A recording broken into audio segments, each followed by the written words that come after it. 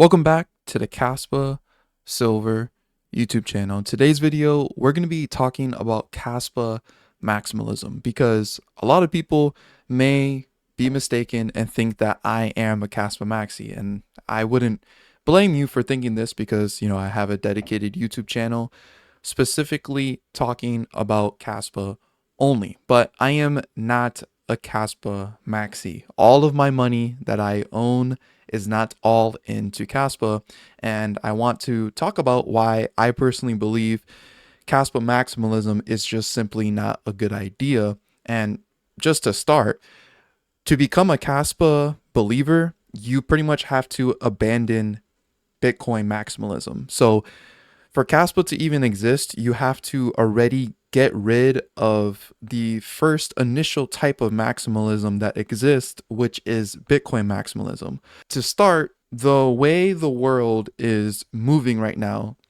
in terms of crypto adoption is by no means taking a Bitcoin maximalism approach. If we look at BlackRock here, you can see that they have issued a Ethereum Trust ETF, and I'm pretty sure they're going to be issuing even more ETFs for different types of cryptocurrencies and not only Bitcoin. If we look at World Liberty Financial, which is literally owned by the current president of the United States, it's a company owned by him and some of his family members. They have huge positions in Ethereum, and the only kind of Bitcoin that they're actually holding is a wrapped version of Bitcoin, which is the worst type of Bitcoin you can hold. If we look at even Michael Saylor, you could see here him saying the crypto renaissance has officially begun. And many people would think that Michael Saylor is a Bitcoin maxi. And I said down here, the maximalism is fading. And then you also have other Bitcoin maxis asking Saylor to go back to how he used to be, where this is an old post back in 2022 where Saylor saying those using the words crypto and Bitcoin interchangeably understand neither. And then over here you have Michael Saylor saying the word crypto, putting a rocket emoji, being excited because obviously he knows that all of the other cryptos are not just going to go completely to zero and disappear, and Bitcoin's going to be the only one. There's going to be a framework created where all crypto is pretty much going to be adopted and have a fair chance at competing in a free market, which is what it should be. I mean, I believe in free markets and it should be like that. And we could see here that within 180 days, this framework that the White House has put out, within 180 days of the date of this order, the working group shall submit a report to the president through the APEP, which shall recommend regulatory and legislative proposal that advance the policies established in this order. In particular, the report shall focus on the following, and it says a federal regulatory framework governing the issuance and operation of digital assets, including stablecoins in the United States. The working group's report shall consider provisions for market structure, oversight, consumer protection, and risk management. The working group shall evaluate the potential creation and maintenance of a national digital asset stockpile. And notice what it says here. It does not say Bitcoin reserve. Our government is not going to choose Bitcoin maximalism. It just simply is not realistic. And propose criteria for establishing such a stockpile, potentially derived from cryptocurrencies lawfully seized by the federal government through its law enforcement efforts. So basically saying that the cryptocurrencies that the federal government has been able to seize from people because of criminal activity would basically be like the initial start of this reserve, meaning that the government will no longer act in a way that they're trying to sell these cryptocurrencies that they have, but they instead would only want to hold on to them.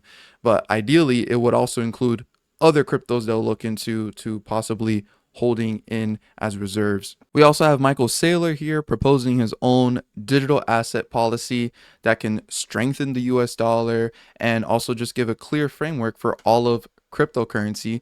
And you could see that he labels each type of crypto here, makes provisions for each type of crypto, and You have here digital commodity, which is an asset without an issuer backed by digital power. An example is Bitcoin.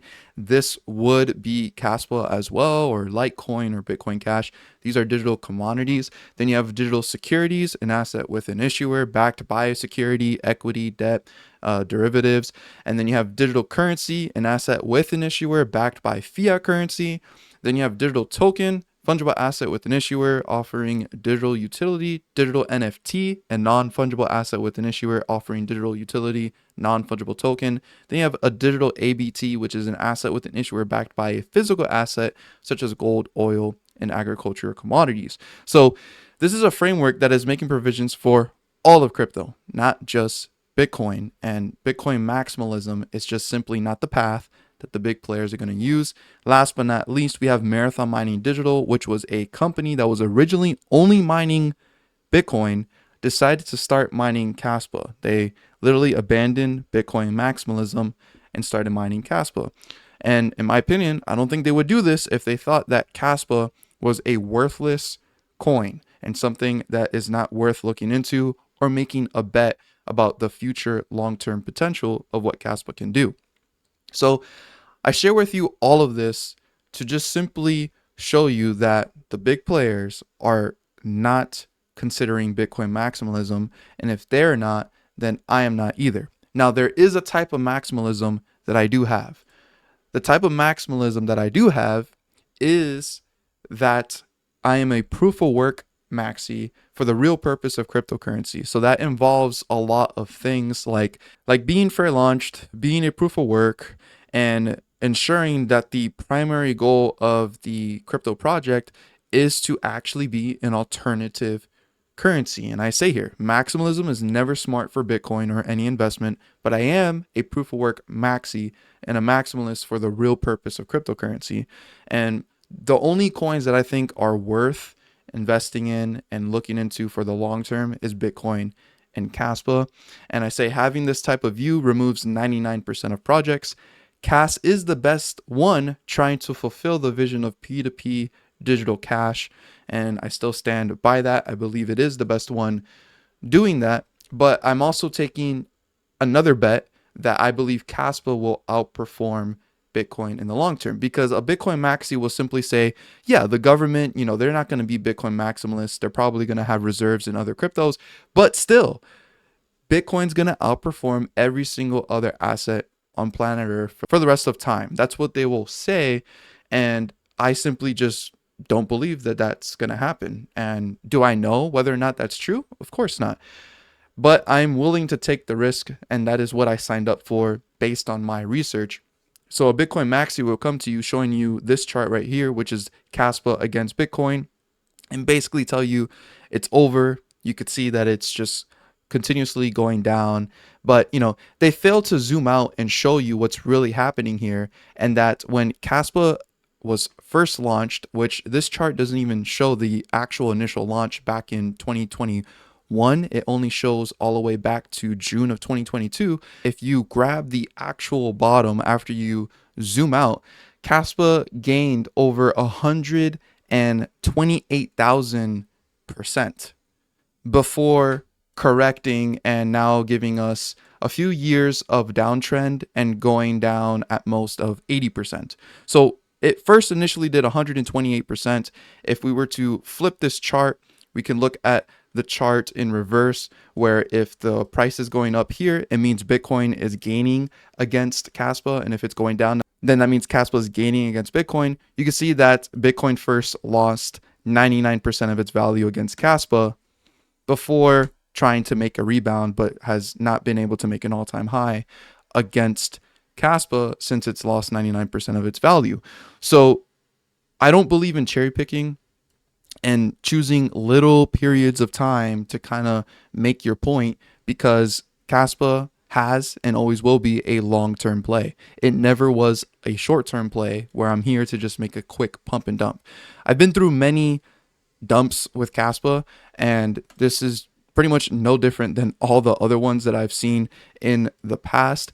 And I think people just need to look at the bigger picture here, what Kaspa is trying to achieve, and also the fact that we're entering into the most bullish governments in the history of cryptocurrency for the US. I mean, a government that is actually going to try to make crypto move forward and not be so against it. And I think that thinking this is the top and the end for cryptocurrency as we know it, or for any other crypto besides Bitcoin as we know it, I just think it's not wise. And I would also just want to say that at the end of the day, I don't want to be a maximalist for the US dollar. That is not my goal here, to simply just only make more US dollars. I'm a maximalist for wanting to exit the fiat system that is very, very corrupt and is pretty much trending to zero forever, because there is no solution other than pretty much printing money.